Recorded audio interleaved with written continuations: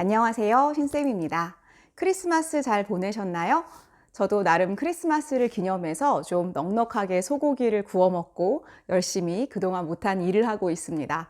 저희 집 아이들도 잘 먹고 계속 누워서 편안하게 특선 영화를 잘 보고 있어요. 모두들 건강하고 편안한 크리스마스 보내셨기를 바랍니다.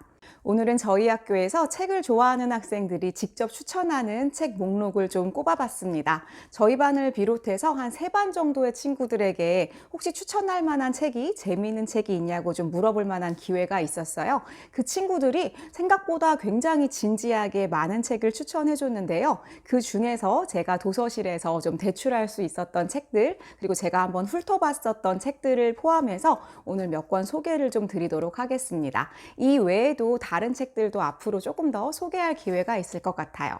지금 현재 중학생으로 살아가고 있는 친구들은 좀 자신들에게 위로가 될 만한 책들을 좀 많이 추천했던 것 같습니다. 참고로 저는 이 책들을 다 읽어보지는 않았고요. 좀 한번 훑어만 봤습니다. 그리고 왜 이 책을 추천하는지에 대해서 친구들이 했던 답변을 좀 소개해 보도록 하겠습니다. 첫 번째 추천 리스트는 달러구트 꿈 백화점 1, 2권입니다. 가장 많은 친구들이 추천해 주셨고요. 베스트셀러 1위를 아주 오랫동안 차지한 작품으로 알고 있습니다. 저는 아직 읽지 못했는데요. 이거 읽으신 분들은 굉장히 많으신 것 같아요.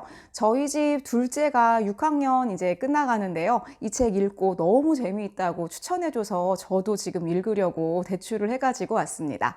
이 책을 지지한 친구들은 이렇게 이야기를 했어요. 이땡원 학생이 꿈이라는 소재로 무궁무진한 이야기를 써내려가는데 몽환적이고 이야기 전개도 좋아서 읽을 때마다 좋았다. 3반의 이모연 학생은 이 책을 읽으면서 아무 생각 없이 걱정 없이 마음껏 상상을 펼칠 수 있어서 좋았고 꿈 백화점이라는 소재가 신비한 느낌이라 창의력이 올라가는 느낌이었다.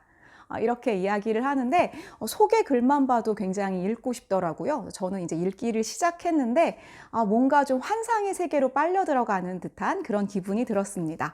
베스트셀러인 이유가 있겠죠. 그래서 많은 친구들이 재미있게 읽고 있는 책인 것 같습니다. 두 번째로 추천드리는 작품은 손원평 작가님의 아몬드입니다. 역시 정말 유명한 베스트셀러죠. 이 책을 읽으신 분들은 굉장히 많으신 것 같아요. 그리고 많은 학생들의 지지를 받았습니다. 이 책을 추천하는 친구들은요. 재미있다라고 추천을 하더라고요. 그래서 이거 그냥 재미있게 읽을 수 있는 책이겠구나 이런 생각을 하면서 봤는데 얼굴을 이렇게 보면 감정을 느끼지 못하는 소년의 성장 이야기라고 합니다. 제가 또 성장 스토리를 정말 좋아하거든요. 게다가 고통과 공감의 능력에 대한 이야기, 좀 생각을 해볼 수 있는, 우리가 깊게 자신을 돌아볼 수 있는 기회도 제공하는 그런 좋은 책이라는 생각이 들었습니다. 저도 이번에 소개해드리면서 한번 읽어보려고 합니다. 세 번째 책은 세계를 건너 너에게 갈게라는 작품입니다. 이 책은 이꼬님 작가님의 책인데요. 많은 친구들이 굉장히 인상적으로 읽었나 봐요. 굉장히 여러 명의 친구들이 추천을 해줬는데요.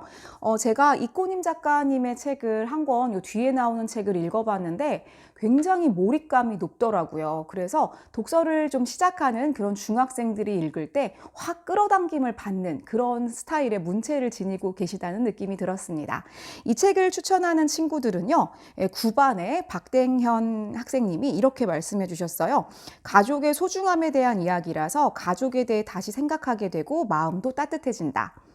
9반의 전땡유 학생님은요. 중간중간 1990년도에 있었던 사건들도 좀 나오고 우리나라가 이랬구나라는 생각이 들고 편지 형식이 독특하다라고 평을 해주셨습니다. 제가 이렇게 봤더니 이 책은 읽지 않았는데 챕터마다 편지 형식으로 되어 있더라고요. 그리고 이 작가님이 이제 워낙에 유명하신 작가님인가 봐요. 그래서 학생들이 좀 인상 깊게 읽을 만한 책이었던 것 같습니다. 네 번째 책 역시 이꼬님 작가님의 책입니다. 제목이 좀 무서운데요. 죽이고 싶은 아이라고 해서 저 제목이 조금 어떨까 싶어가지고 이 책은 제 앉은 자리에서 한꺼번에 빨리 읽었거든요. 이 책이 굉장히 재미있다고 추천하는 친구들이 좀 많았어요. 저희 반에 박땡솔 학생님은 책이 어색한 사람에게 추천한다. 재미있고 짧은 소설이라 책을 좋아하지 않는 사람이 책과 좀 빨리 가까워질 수 있는 계기가 될 수 있을 것 같다. 라고 추천해 주셨고요. 박땡우 학생님은 관계와 진실, 믿음에 대한 이야기가 담긴 책인데 몰입도 잘 되고 책 속의 인물들에게 공감하면서 정말 재미있게 읽었다라고 추천을 해주셨어요. 사실 이 책을 저도 좀 읽어봤는데 처음부터 조금 이게 충격적이고 마지막에 반전도 있고 그런 책입니다. 그리고 청소년들이 가지고 있는 좀 생각들이나 갈등, 그리고 진실이란 무엇인가 좀 깊은 생각을 할 수 있게 해주고요. 똑같은 진실을 가지고 많은 사람들이 다 다른 생각을 하면서 이 사건을 살펴보는데 좀 몰입도가 굉장히 높아가지고 마지막까지 굉장히 궁금해하면서 긴장감을 놓지 않으면서 읽었습니다. 다만 이 책은 좀 분위기가 어둡기도 하고요. 시작부터 학생 한 명의 죽음으로 시작이 돼가지고 저는 이제 어른의 입장에서는 굉장히 마음 아파하면서 좀 글을 읽게 되는 그런 책이었습니다. 다섯 번째 책은 황영미 작가님의 체리새우 비밀글입니다. 이 책은 굉장히 최근에 인기가 많았던 책인 것 같기도 하고요. 좀 제목도 너무 흥미롭고 너무 책이 예쁘기도 하고 해서 저도 궁금해서 좀 앞부분부터 이렇게 읽고 있는데요. 많은 친구들이 특히 여학생들이 조금 많은 공감을 하는 그런 책인 것 같습니다. 청소년의 심리 그리고 관계에 대해서 굉장히 자세하게 치밀하게 묘사하고 있는 게 느껴지더라고요. 3반의 김땡미 학생님은요, 개인적으로 중학생이 친구들과 생활하면서 한 번씩은 느꼈을 법한 감정을 잘 녹여낸 책이라고 생각해요. 이 책은 그래서 청소년들의 감정을 좀 보여주는 그런 책이라는 느낌이 들었는데요. 사실 청소년들이 느끼는 감정 중에 가장 커다란 감정은 저는 외로움이라고 생각을 해요. 그동안 어른들에게 그리고 부모님들에게 이렇게 밀착돼서 살다가 떨어져 나오는 과정에서 아무도 나를 이해해주지 못하는 것 같고 나와 누군가 마음을 나누는 사람을 찾기가 어렵게 이렇게 느껴지는 그런 감정 속에서 약간 친구들에게 집착을 하게 되기도 하고 또 친구들과의 사이에서 굉장히 미묘한 다양한 감정들을 느끼는 시기가 청소년기가 아닌가 싶습니다. 어른들은 좀 잘 이해를 못 하시죠. 뭐 그런 걸 갖고 그래. 그게 뭐가 그렇게 큰 문제야? 라고 이해하시지만 청소년들 입장에서는 그게 세상에서 가장 중요한 문제일 수도 있죠. 이러한 청소년들의 생각을 좀 공감하면서 읽을 수 있는 책이라서 많은 선호를 받는 그런 책인 것 같습니다. 여섯 번째 추천책입니다. 이명랑 작가님의 사춘기라서 그래? 라는 책입니다. 이 책 딱 보시면 이렇게 여학생들 나오고요. 사춘기와 관련한 이런 책이겠구나 이런 생각이 드실 거예요. 3반의 김땡하 학생님이 이렇게 말씀해 주셨어요. 중1이라서 사춘기가 오는 학생들이 많은데 사춘기라서 그래라는 책을 읽으면서 사춘기가 온 우리를 엄마들이 어떻게 생각하는지에 대해서 알아볼 수 있었다. 이 책을 읽어보니까 나랑 좀 겹치는 이야기들도 많았고 엄마의 마음을 헤아려 볼 수 있었다. 이런 이야기가 좀 마음에 와닿더라고요. 그래서 책을 이렇게 봤더니 같은 사건을 두고 학생들의 입장과 그걸 바라보는 엄마의 일기가 이렇게 교대로 실려 있어요. 역시 힘든 사춘기를 겪고 있고 다양한 감정의 변화를 겪고 있는 청소년들과 또 그걸 바라보는 엄마의 입장을 한번 살펴볼 수도 있는 책이어서 또 다른 관점을 좀 보여줄 수 있는 그런 책인 것 같습니다. 일곱 번째 책은 교실 앞 맨 앞줄입니다. 이 책은 단편이에요. 그래서 이렇게 좀 긴 책 장편 읽기 힘들어하는 친구들도 재밌게 읽을 수 있겠다라는 생각이 들었습니다. 이 책을 소개한 친구는 6반의 김땡희 학생인데요. 이렇게 말씀해 주셨어요. 하나의 이야기로 이루어져 있는 게 아니라 학교를 배경으로 SF, 판타지 등 여러 개의 장르로 이야기가 구성되어 있다는 점이 흥미롭다.